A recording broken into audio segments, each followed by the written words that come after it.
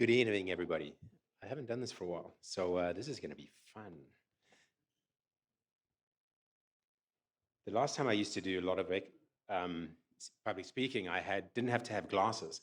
So for those of you that are getting older, I can now see you, which is excellent. So Luke, thanks for the introduction. Derek, thank you for the breathing exercises. Shirley and Luke, congratulations on your purchase and the acquisition. Fantastic, very exciting. A lot of things happening here on the Sunshine Coast. I'm fairly new to the Sunshine Coast, and we chose to come here because my wife wanted to live in the sun, and we were living in Malaysia and Singapore, and we looked at various parts of the world to go and live and to have a change in lifestyle and bring our kids up to, and we ended up in this incredible place.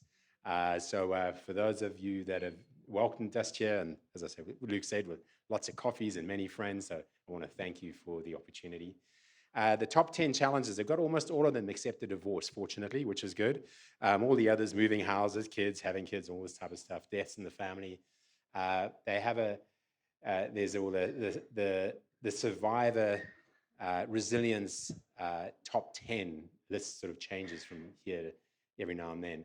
And I think in the last 3 or 4 years, all of us have come and had the exposure and the experience of having our worlds rocked in more ways than we could possibly imagine. And it's going to happen at a faster rate than we can possibly imagine with the growth of the Sunshine Coast, the advent of AI, so many different things. And what I see in the marketplace, I get an opportunity to work not only locally, but internationally, is it's pretty much the same all over the world.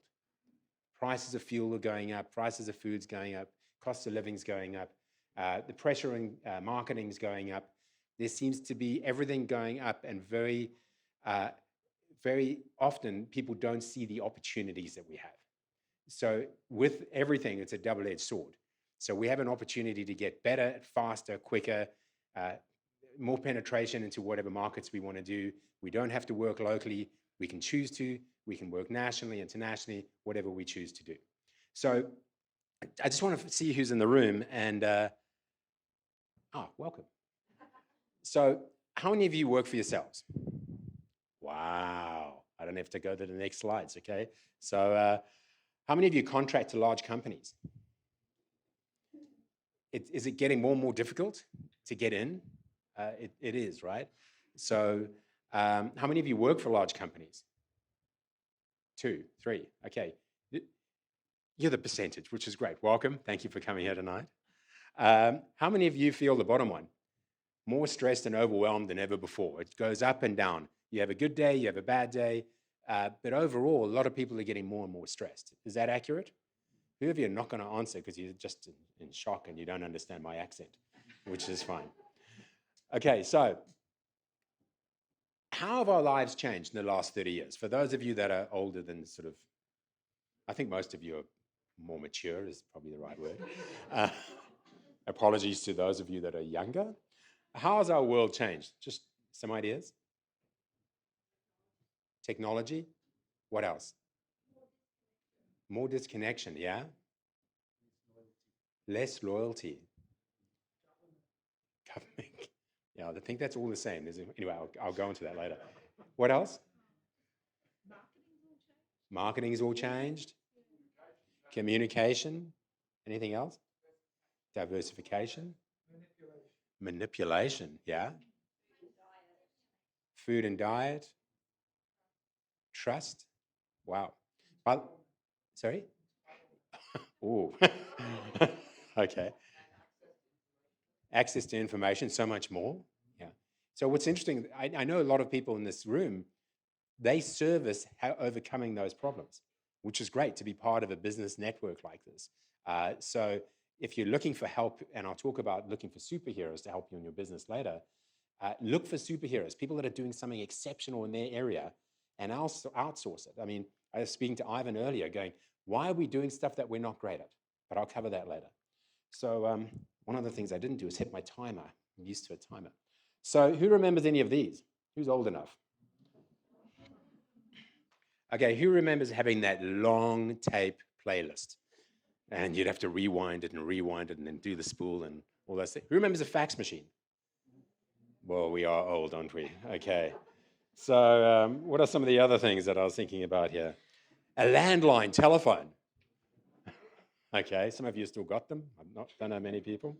Who remembers when there were like 4 channels on TV, and you didn't have to get up because you're just too lazy, and you'd have your glass of wine and go, "I will watch this program. I didn't want to watch whatever it was, the soap opera, but you watched it anyway."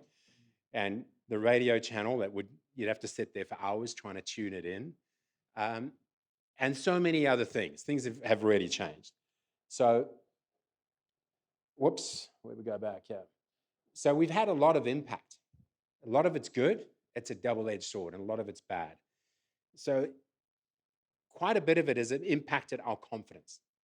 And from the feedback from the audience earlier, a lot of people aren't confident. They're not as confident as they were, say, 5 or 6 years ago. And if you think about the stock market, they don't talk about such and such a company is doing well or whatever the case may be.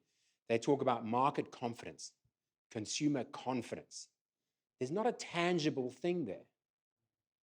So what we're going to cover tonight, Shane and myself, is about how to build your confidence, how to work on the things that you can control, regardless of what happens in the marketplace, and how to build a support structure around that so that you've got control to be able to overcome whatever gets brought towards you.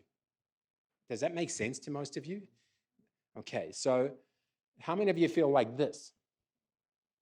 We're literally prisoners looking outside going, man, if I could, I'm overwhelmed by everything that's going on. How many of you have ever felt like that? Be honest. I mean, last week, most people are. How many of you have got too many apps on your phone that you haven't even opened? If you know where you go and you said, if you're on an Apple, you can offload the apps you haven't used, and you sit and you look at all these apps that you haven't, but you still got them there just in case. You know, I don't know if any of you have done that, but it's a pretty interesting thing for me. So it's really time to refocus. And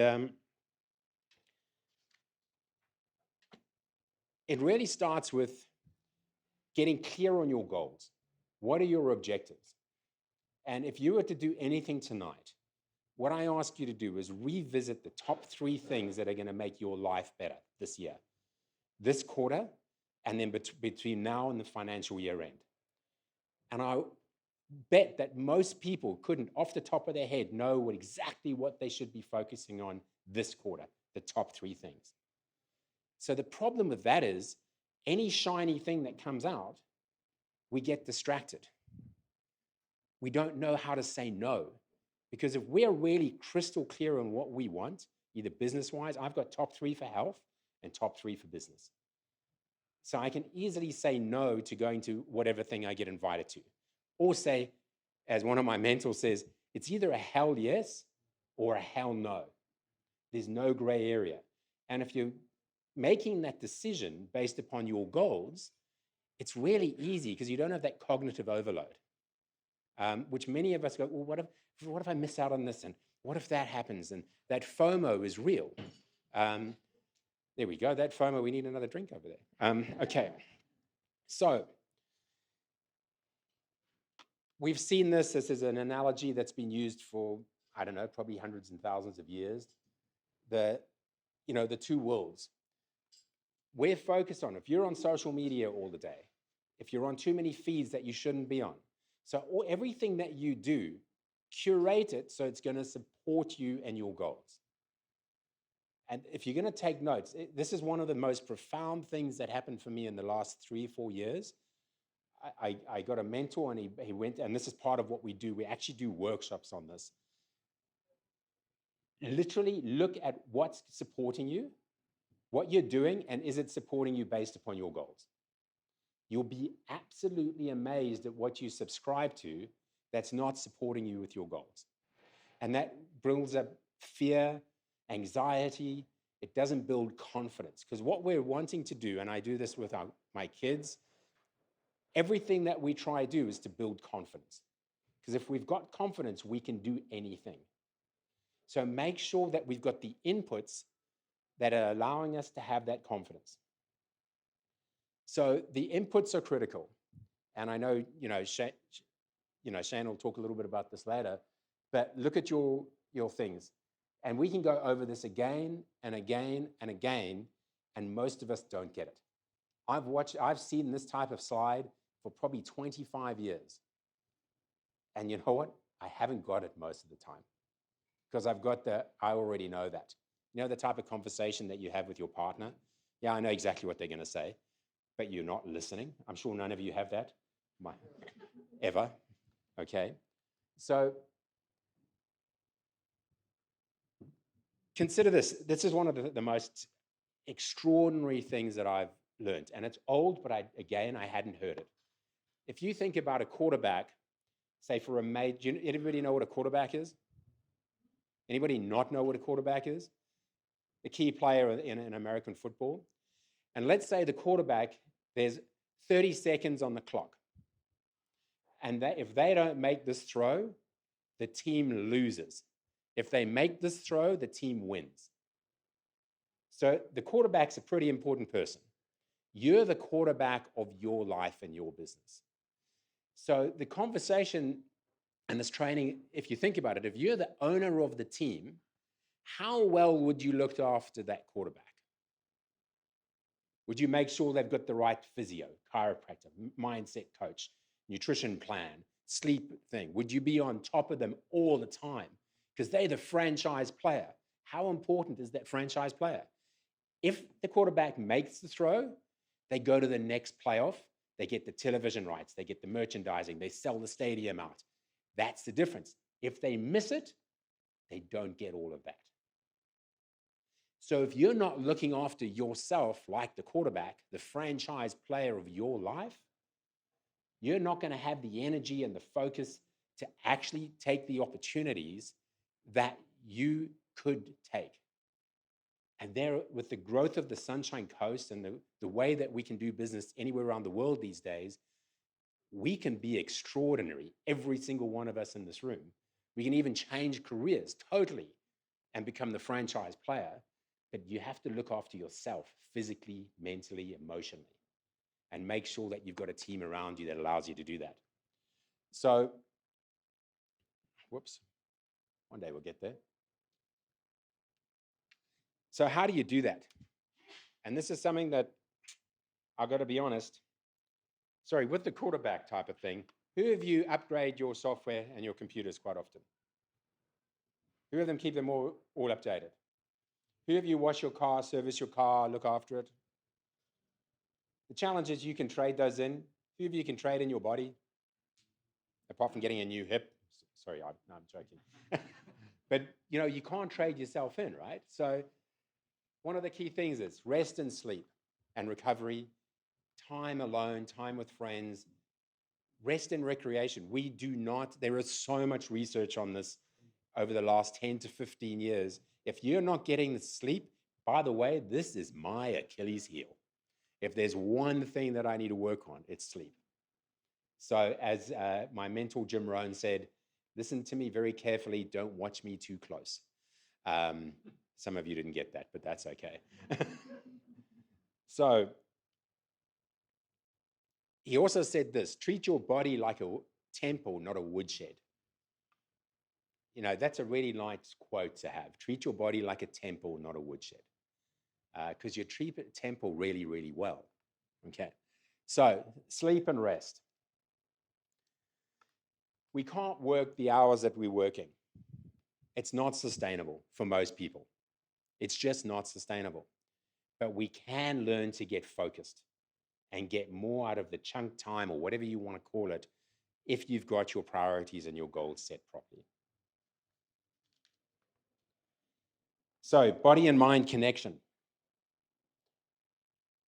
And find somebody to be accountable. That photo there could be anything. It could be going for a walk. It could be doing yoga. It could be cycling. It really doesn't matter. It's called movement. Do some form of exercise. And we've got some great people here that can help you with that.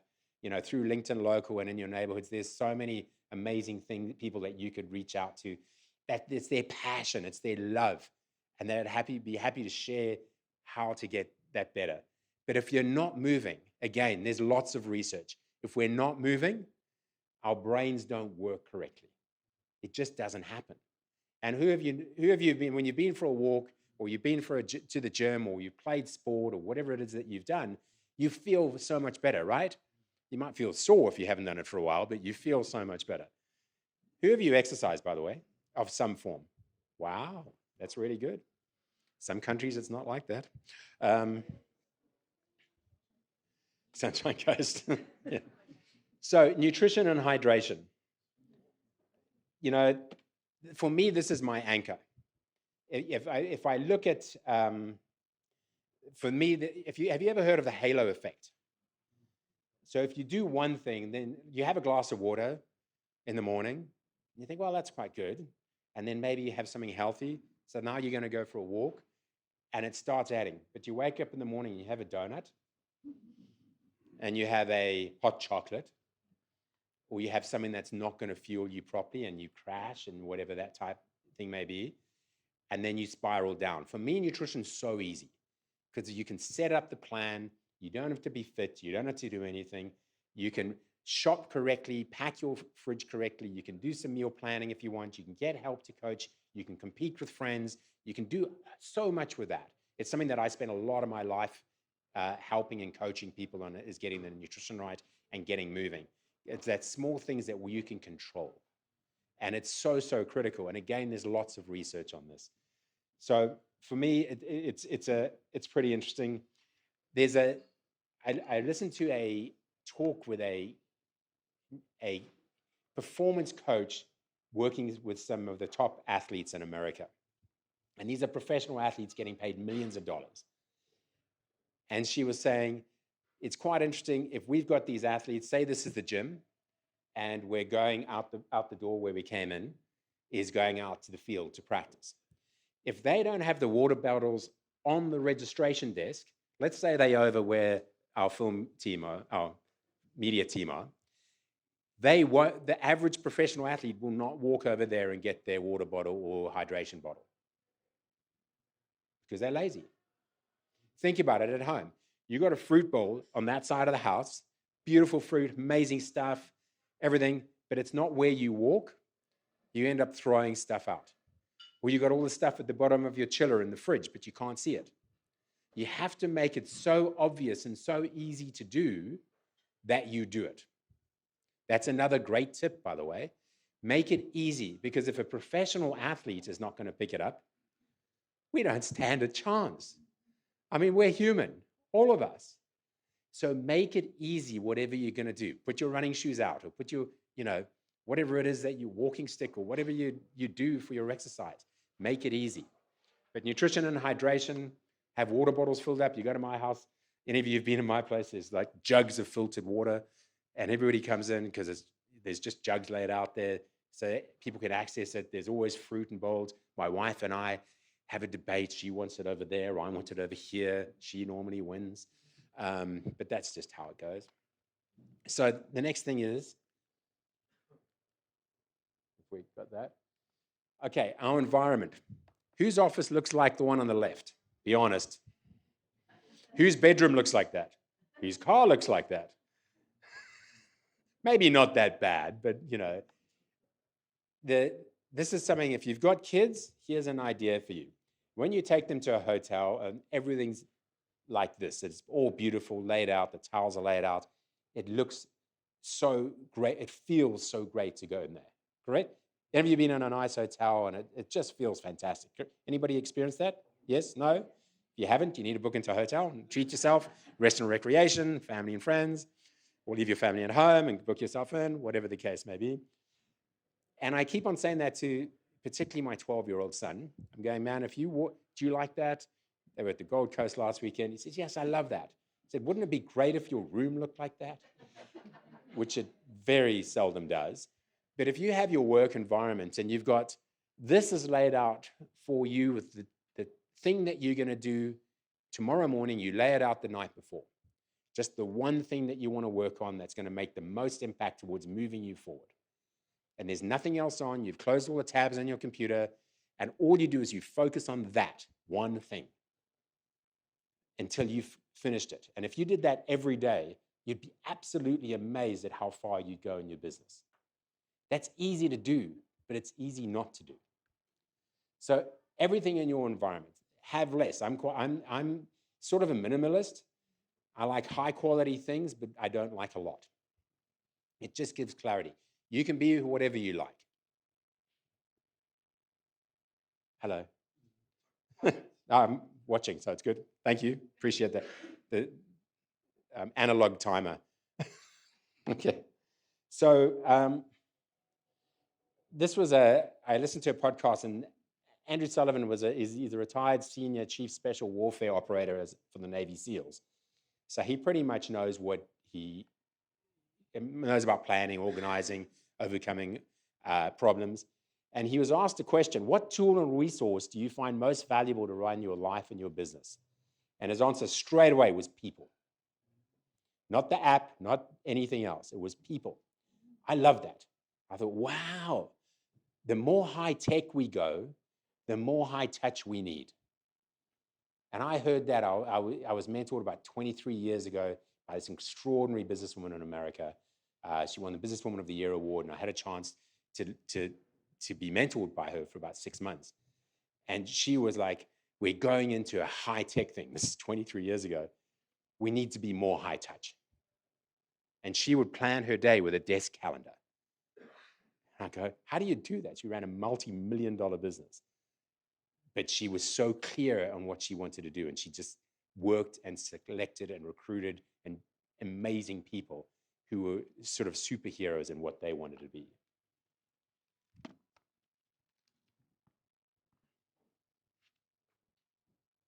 So in saying that, Sunshine Coast speed. Back. Are you doing that, or can I? Does anyone have any control? Are you in control or me? No one. Okay, so no. So actually, nobody's in control. So that's fine. Let's try this again. Okay, everyone, wish for this one. Next one. This may never happen. Oh, there we go. So if you think about anybody that's a peak, I love sport, anybody that's a peak performance athlete. I remember sitting in a training with a guy called Darren Burgess. He's from Port Adelaide. He used to be their peak performance coach.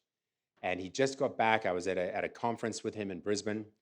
And he said, I am the peak performance coach. I have 27 people looking after 26 of the most expensive athletes in the world. He was a peak performance coach for Arsenal Football Club.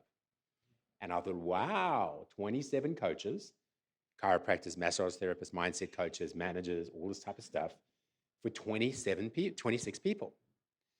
And he said, that's what it takes to put a team like that on the field. And everybody is a superhero at their area of excellence. So if we go forward into running our businesses here, one of the things that I found when I was growing our business, and we would not delegate. We would, instead of having the philosophy as I'm going to grow our business this much, and whatever profit is, I'm going to delegate, use that money to delegate so I can grow more. And then grow a bit more, and then become an expert at whatever you are. And if you're not great at being a CEO, recruit a CEO. If you're not great at doing your books, get somebody to do the books. If it's not your superpower, outsource it. That's the biggest thing that I can say to you. Everything, there are digital marketers, there's accountants, there's Pilates people, there's in this room, you've got super people who love what they're doing. Delegate it to them. Let them help you so you can focus on what your superpower is. So you need to figure out what your superpower is to build your business and take it forward. So, think about it where you want to go. Think about what you want to be known for. Think about how you want to impact people. So what we do, or what I do, is I practice with these things and they don't work, Shane, so run lifestyle management program and improve productivities. Towards the end of them, I'm still waiting for a venue, so I haven't got the venue yet. But we do workshops because I used to go to seminar after seminar after seminar after seminar, but not come away with anything. Come away with great high-tech, high-level stuff. And then I went to a few guys and they said, well, let's actually do the workshop. Let's do some stuff that's going to be tangible.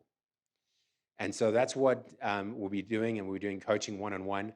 If you're interested in getting more information about that, let me know. Talk to me afterwards.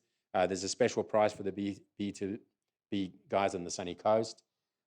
This is an introductory workshop. It's not the full Monty. So you're going to love this thing, mate. Maybe it's just me. All the batteries. So if you want more information, there's a QR code. I hope you found some of this interesting.